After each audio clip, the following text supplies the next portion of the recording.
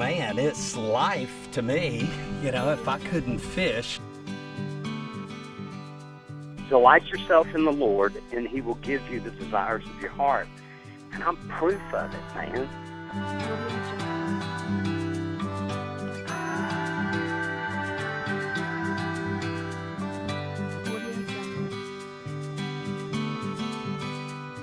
I'm Steve Lee. I live in Ruston, Louisiana. I was born in New Orleans and raised on the bayou in South Louisiana, and have been here in Ruston ever since college, so a long time.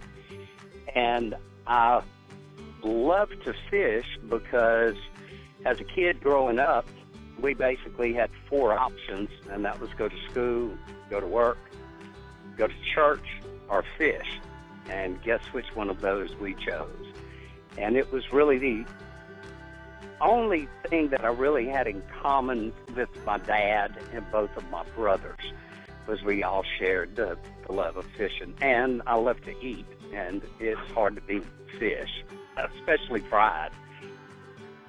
Well, I mean, I think I can agree with you. I know from visiting you in Louisiana, I know you have a wealth of stories in your fishing repertoire, and I was hoping you could share a couple. Maybe I know you referred to that one with the alligators and your neighbor, and any other stories that are like that, if you could share some of those. When I was, just a kid, a teenage boy, my brother had joined the Army and wound up in Vietnam. So this is back in the middle 70s. And when he came back home, he got hooked on bass fishing. And I really don't know how, but I know that when I would get out of school, a lot of days he would be sitting there with the boat hooked up, waiting for me when I came out of school. And we fished 3 or 4 days a week in the evenings and would fish till dark. And there was a little local hamburger joint. It was called the Quick Shake, and it had a sign that had a milkshake that would tilt back and forth. And great burgers at the Quick Shake. And we would trade what we considered trash fish, gar, and what we call a shoe pick. I think he's known as a grinnell or a bowfin, but in South Louisiana he was a shoe pick. And we would stop at the Quick Shake when we'd come back in from fishing and get a burger and fries and shake, and we would trade these women who cooked there these fish for our supper. So it was a great deal. And there was a lady who had a really nice pond, and probably 5 or 6 acres, a really nice place. And she had 2 alligators, one named Leopold and one named Roscoe. And they were full grown, like 10, 11, 12 feet alligators, big ones.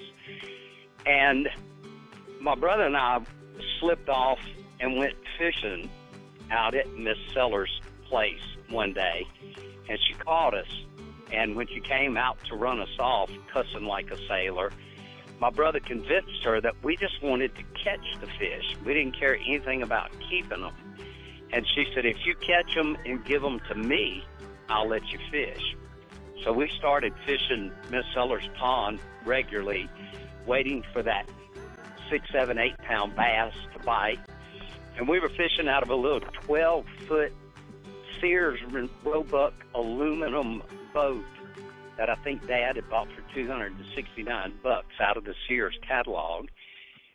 And all of a sudden my brother sets the hook and said, get the net, get the net. So I do. I get the net, and I'm waiting on this fish to come up and jump or something. He never does. And he says, Danny, he's not fighting real hard. It's just really heavy. And when he gets it up beside the boat, it's Leopold, the 12-foot alligator, with a rattle trap stuck in the top of his head. Common sense, I say, cut your line. And he's like, well, we can't let him go up there when Miss Sellers comes out to feed him this evening with that rattle trap in the top of his head. Well, every day, Miss Sellers would come out late in the evening and with a big spoon beat on a pot, and boom, boom, boom, boom, boom, boom, boom, and both of these big alligators would come swimming up, get out, walk up to her, and she would scoop out something that looked like canned dog food out of this huge can, and she would feed those alligators by hand. And several of the local New Orleans television stations had been out there and on their newscasts had done stories of Miss Sellers with Leopold and Roscoe. So we knew at some point in time she was going to beat on that pot, and those alligators were going to come up to eat, and it wouldn't be good if Leopold had a rattle trap in the top of his head. Yeah. So I took the rope on the front of the boat and wrapped it around his snout.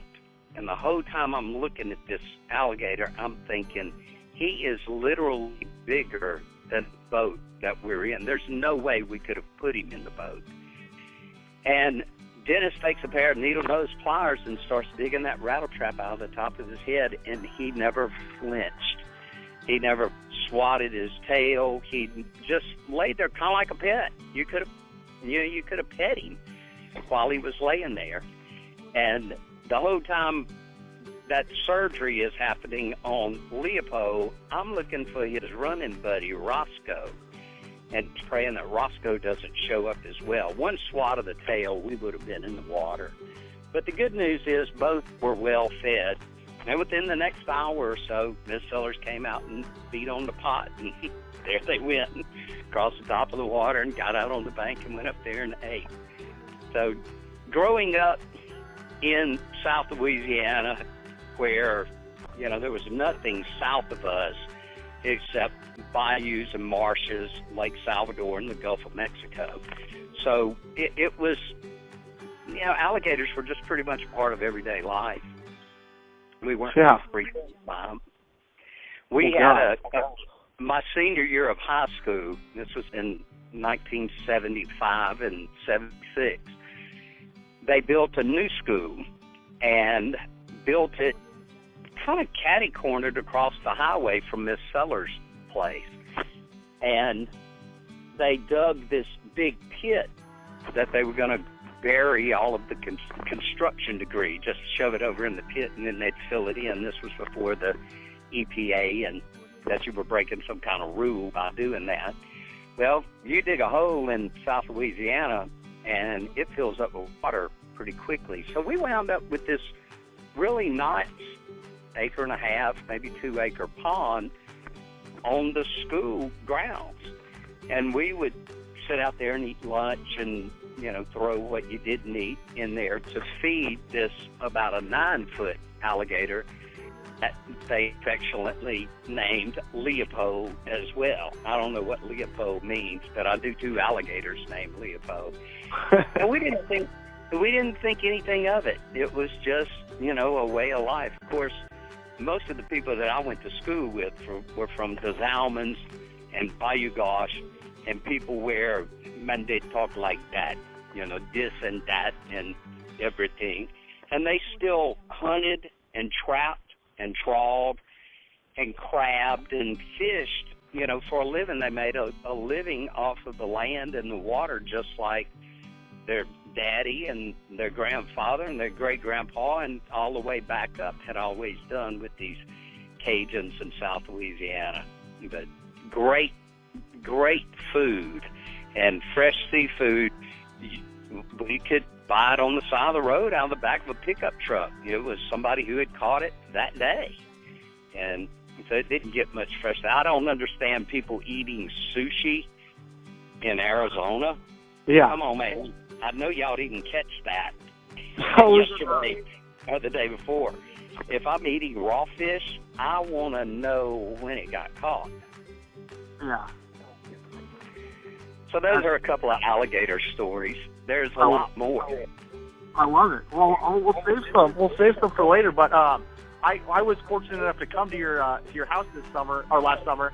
And can you paint a picture of where you live right now and what's in your backyard, and then how do you fish on a day-to-day basis? If you get off work early or if you find time on the weekend, where's Steve Lee going fishing? Well, most of the time I fish here. We've been really blessed to raise some 8, 9, 10-pound bass, and some bigger than that. And I feed the fish every evening, so, you know, when the food's on the water, they're busting the surface of the water, getting it, and we feed the brim, the forage fish, and then the big bass come through and eat the brim. So it's pretty cool to get to watch a 6, 7-pound bass when he comes swimming through and decides it's time to eat. But I'm sitting in a chair with my feet in the water and just looking out and beginning to get the earliest trees to begin to get the fall color are black gum trees, and their leaves turn really red, and they are already beginning to turn a little bit, but everything else is just incredibly green, and water's really clear, really pretty, and I've got a 2-year-old golden retriever out here fishing right now. He's from daylight to dark, he'll fish, and Duchess, she's 12, and he learned it from her, so they're both fishing dogs. And, you know, when you put on a pair of polarized glasses, you can see the fish that they're looking at. Huh. I've never seen him catch one, but he just stabbed. He just tried to stab one. Yeah. One of these days you'll get one.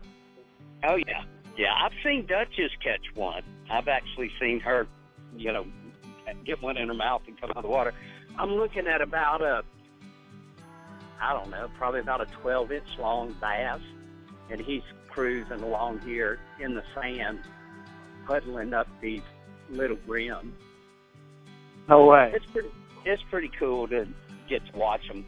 But our swimming hole, we usually every summer haul in a dump truck load of sand. It's not like the tide comes in and brings it to us in north central Louisiana.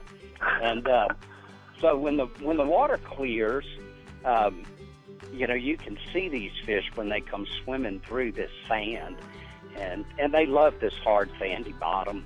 So when the big bass comes swimming through it, it gets a little exciting, especially if you've got a rod in your hand. You can pitch over there in front of you. Both of my kids, who are now, Rachel's 16 and Michael just turned 13, and both of them, when they were little, you know, 2, 3 years old, they've both caught big bass. And Michael caught his when he was 2, and we didn't think anything of it out here where we live in the country. He stayed buck naked most of the time. And so as I was videoing him catching that big bass from behind, when the camera panned off, there's his naked booty. But he caught it buck naked, and when he got it up to the bank, I was going to help him and go down there and lift the fish for him and help him get it and shoot. He reached down there and picked that sucker up right by himself. And Rachel was out in the water topless. She was probably about 5 at the time. And she was just singing to herself. And I said, Rachel, did you see your little brother, 2 years old, picked up that big bass right by himself? And she said, 2 years old. And then after we turned him loose, I said, hey, bud, you want to tell the bass bye-bye? And he came over there and kissed it, and I turned it loose, and he said, bye-bye, bass. And he went right back over there and picked up his little Mickey Mouse fishing pole. And I said, that was a very good job, brother. You did really good. And I said, how old are you? He said, 2. And I cut the camera off. And on the next scene, he's out in the water riding one of these golden retrievers. That boy was something now. But hey, he really doesn't care anything at all about fishing. Now if they're biting and it's catching, not fishing, he'll go. But just to get out there and go fishing, he'd rather be on his Xbox or shooting hoops or doing something else.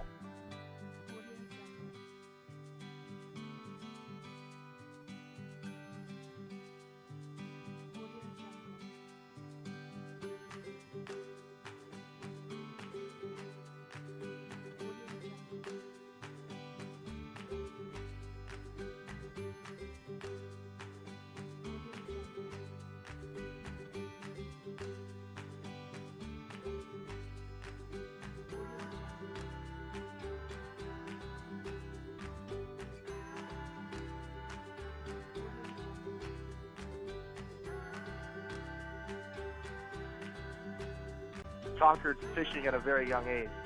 He did. He did. And Rachel, when she was, I think she was about 4, she was in a little local beauty pageant, and she was, you know, just really cute up there on stage. And when they were telling a little bit about Rachel Danielle Lee, she said, and Rachel has caught a 7-pound bass, and she was 4 years old. But I think that big one she caught weighed 7 too. Jeez. What's the biggest bass you've caught on that lake or that pond? And on this lake, my biggest is 9 1/4. And Kevin Beasley, the one I call Hoodat, yeah, he fished with us that day. He caught a 10-pounder out here, but my biggest is 9 1/4. But he and there's been Hoodats and 2 other 10-plus pound fish that have been caught, and actually a woman caught the other 2, and she is the daughter of one of the retired couples that live across the lake from us. Okay. But she caught a 10, I think a 10-4 and a 10-11, and the 10-4 she caught in March, and they were able to take pictures and release it. But the 10-11 she caught in September, Labor Day weekend, and it died. Oh. Which makes me sick, but I did get to see pictures of it. Huh. Well, that's interesting. That sounds like a pretty healthy lake. I mean, I know you feed the brim and some of the fish, but is there any other things you do to maintain, you know, a healthy, productive pond like that? Well, one of the things that you should do regularly is fertilize, starting in about May, June. I like to let the spawn get over with, and when you fertilize, it creates an algae bloom, and the water will turn green. And it's that little microscopic algae that fry feed off of. So, you know, from little tadpoles to little brim, little bass, little crappie, whatever kind of fry are in here, it gives them something to eat. And the biggest thing that swims in the water, a whale, there's no way a whale could eat enough fish to maintain his weight. He is a filter feeder. Every time he breathes, he's filtering plankton and algae and things, and that's basically the principle. And now, because of where we live, because we have houses on both sides of the lake, people fertilize their yards. They have dogs and, you know, animals that do their business in the yard. So when it rains, you know, we get our fair share of runoff from fertile things. And so I don't fertilize like I should, because we swim. You know, we're swinging off a rope swing, sliding down a slide, and swimming. Matter of fact, when we get off the phone, I'm going to dive in. So I really don't care anything about it being that thick, green, algae-ridden water. You know, I kind of like being able to see my feet. Yeah. But that's one of the most important things is, you know, and in a small pond, you know, an acre or 2 or 3, it's pretty easy to keep it fertilized. But when you get one this size, it's, you know, $400-500 every time you do it. And you probably, once you get a algae bloom established, you don't have to do it as often, but you may have to fertilize, you know, 3 or 4 times in the first 4 or 5 weeks to get it established, and then you can come back about once a month. But it's pretty expensive to do, and I still have 2 kids at the house in school, so I choose not to spend it on fertilizer. Yeah. Well, I'll tell you, one of my dreams is to have a pond one day, just like the setup you have, because that sounds, you have a playground right in your backyard. It's amazing.